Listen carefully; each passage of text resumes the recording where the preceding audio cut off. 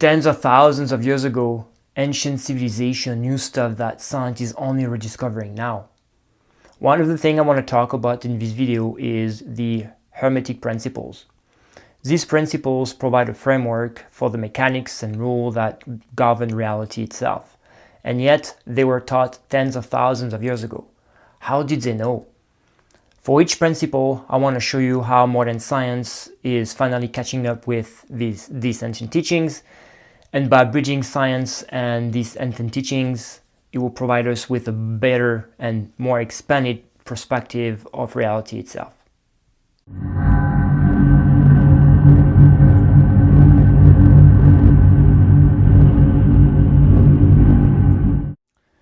The first Hermetic principle is known as the principle of Mentalism. This principle states that the all is mind and the universe is mental. Basically, the teaching states that the essence or the fabric of this reality is just consciousness. Now, if we look at science and specifically quantum physics, we now know that there is an invisible field of information, very subtle field of information that exists beyond space and time. This field of information is known in quantum physics as the quantum vacuum energy field. And we now know that reality as we perceive it, as we see it, or the material world as we see it, is just this energy field, this very subtle energy field getting denser, or the energy of this quantum field getting denser and denser following this double torus pattern, creating the illusion of a 3D material reality, where in fact our material world is just a hologram of this field of information that exists beyond space and time. Now, that double torus pattern that I've shown in previous video create a feedback loop of information between the internal state, so basically the quantum field, and the external world, or as we perceive the external world, the material world. So this feedback loop of information create the experience of consciousness itself. So now science has acknowledged that basically everything that is emerging, or everything that we see, is just universal consciousness experiencing itself from a different point of view. If we're just looking at your own individual life, based on how you feel and based on how you think, you're going to create your state of mind, or you're going to create your state of being. And your state of being is just going to attract and manifest experiences and situations in your life just based on your mindset or your state of mind. So again, we can see that the universe is mental, and everything that we can perceive and everything we can project from internal state is just a result of our mental or our own consciousness.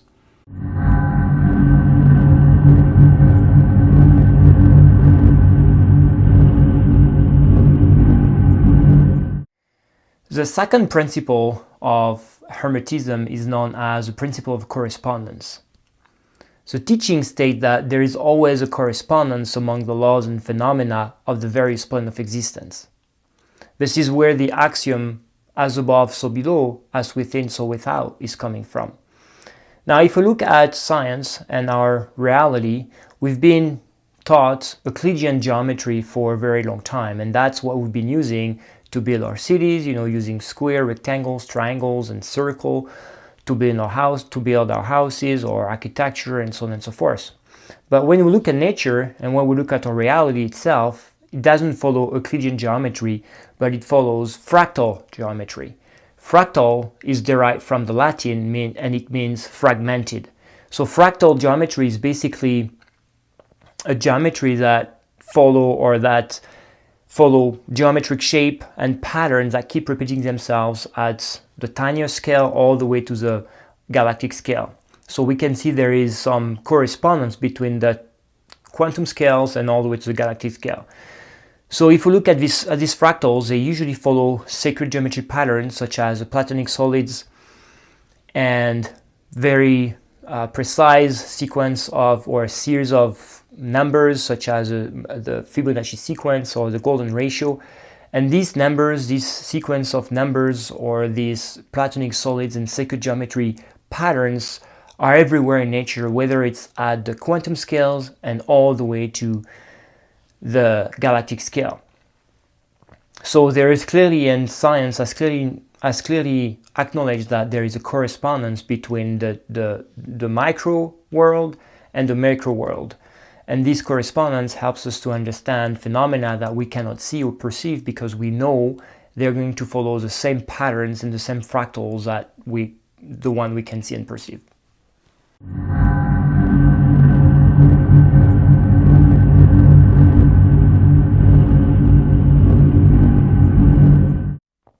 The third principle is known as the principle of vibration. The teaching states that everything is in motion, everything vibrates, and nothing is at rest.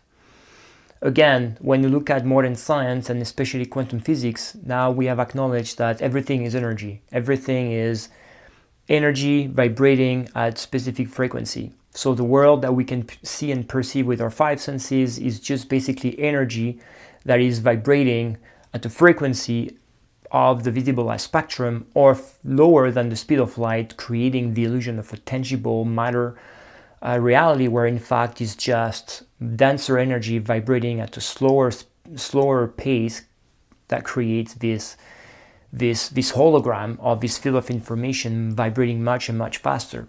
So again, science and quantum physics at large have acknowledged that everything is in constant motion, everything is constantly vibrating or spinning, even the tiniest particles are constantly spinning, so nothing is at rest, nothing is just still. And even when we look at our own reality, we see the nature is constantly moving, our biology is constantly moving, even at galactic scale, everything is constantly moving. Whether it's planets or galaxies, everything is really in constant motion. So rest doesn't exist. And again, science is only catching up with this teaching that was taught tens of thousands of years ago.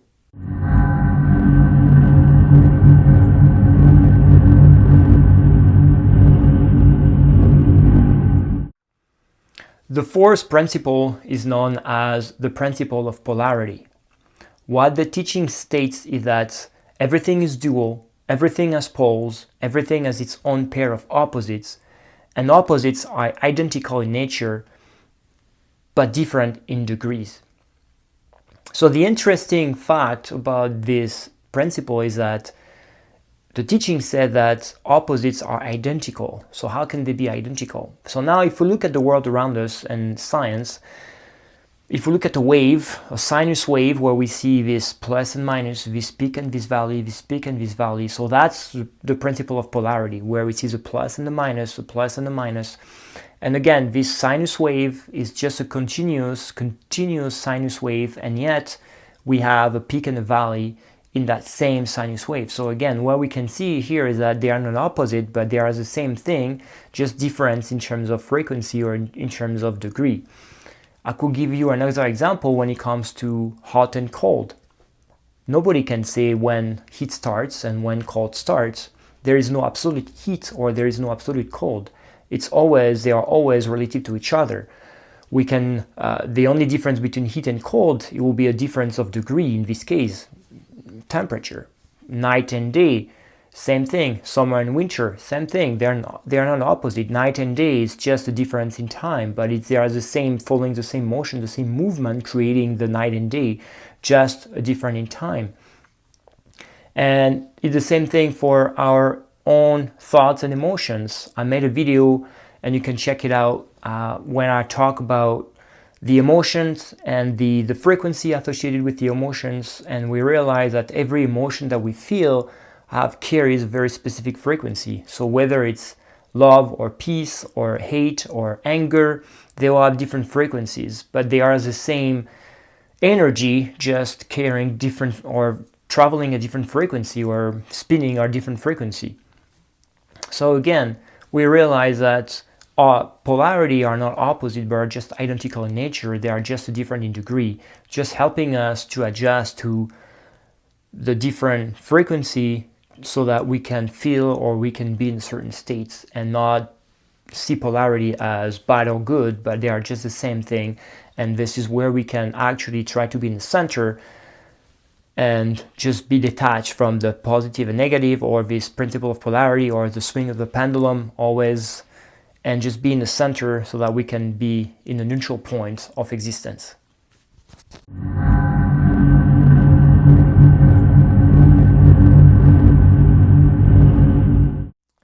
The fifth principle is known as the principle of rhythm.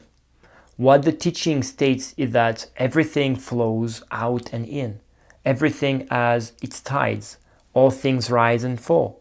The pendulum swing manifests in everything. The measure of the swing to the right is the measure of the swing to the left. Rhythm compensates. Again, this principle is very profound because when we look at the state of the world and when we look at our reality, we see that there is constant cycle within cycle within cycle. We see the cycle of day and night, the rhythm of day and night, or the cycle of the season, the rhythm of the calendar year, or there is a cycle of the Kali Yuga that I talked in one of my previous video, where that we can witness with the rise and fall of civilizations in the distant past. Again, everything is up and down. Everything doesn't follow a straight line. Everything, and is very tied up to the polarity principle I just mentioned just before. And it's just to tell us that we cannot expand without contracting. So we will expand and then we'll have a phase of contraction, and then we'll expand again and a phase of contraction. And at the collective level, that's basically what we've been living, where we had a phase of contraction at the collective consciousness, and now we're going into a phase of expansion of the collective consciousness, following the rhythm of the cyclical nature of time and the cycles embedded in bigger cycles itself, embedded in bigger cycles.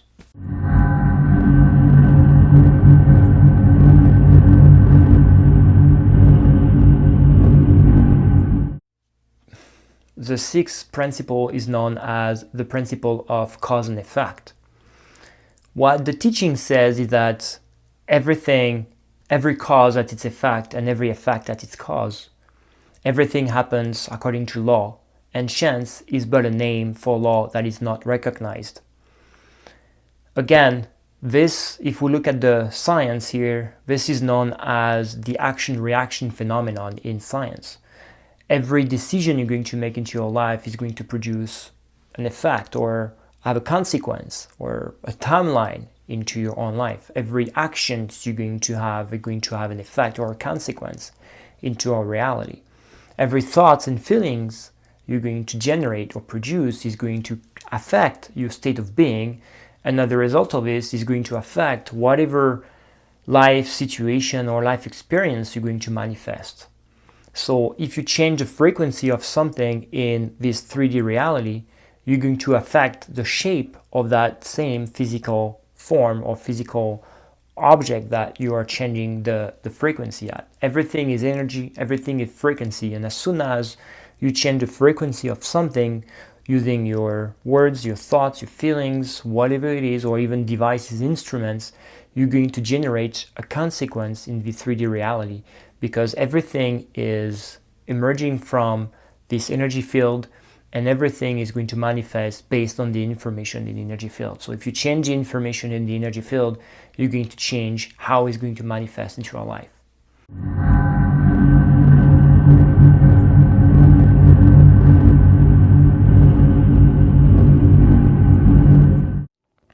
The last principle is known as the principle of gender. What the teaching states is that gender is in everything. Everything has its masculine and feminine principles. Gender manifests on all planes. Again, while we may see that, in the physical matter reality, we have two genders, we have the masculine and the feminine materializing as sex in this reality. But in fact, the gender, masculine and feminine, are just more than just sex as we can see in this reality, but they are actually an energy.